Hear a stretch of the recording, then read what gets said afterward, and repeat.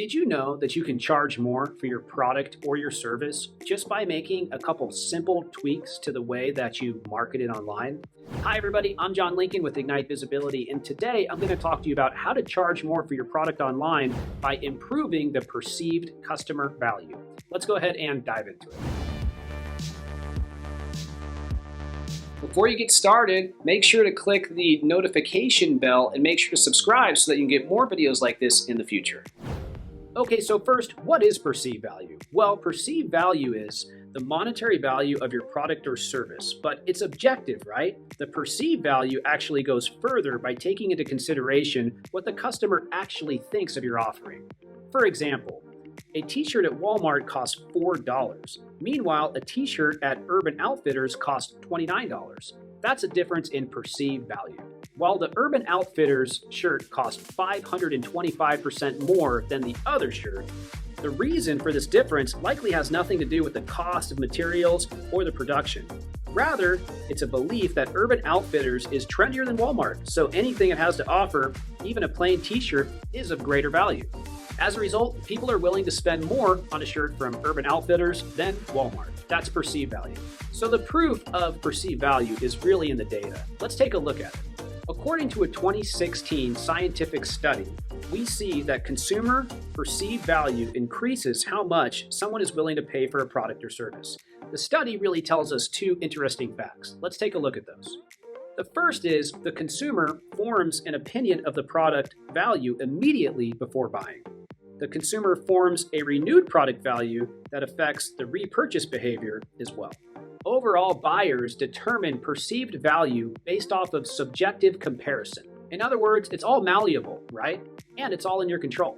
So how do you charge more for your products? This is how you go about doing that. The 7 unique tactics are: 1. Promote a sense of exclusivity. 2. Hone in on your target audience. 3. Make your customers feel good about their purchase. 4. Increase value while decreasing risk. 5. Show evidence. 6.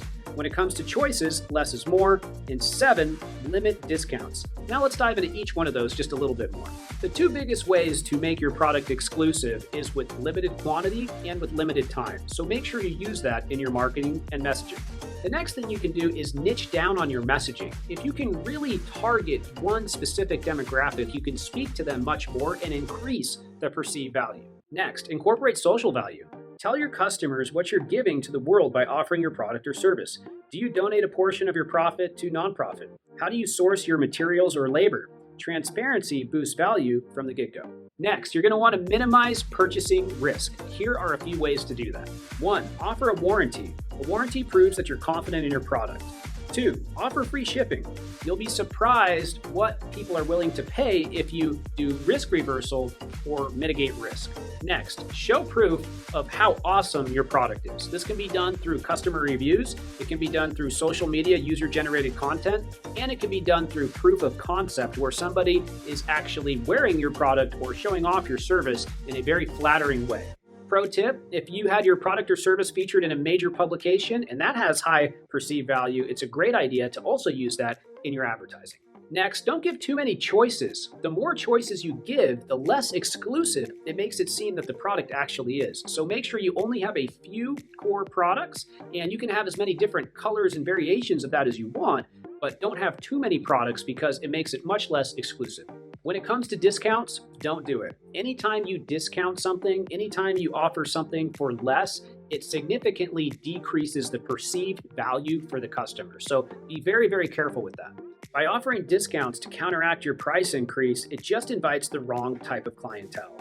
Or it may not invite clientele at all because sales have a habit of reducing customer perceived value.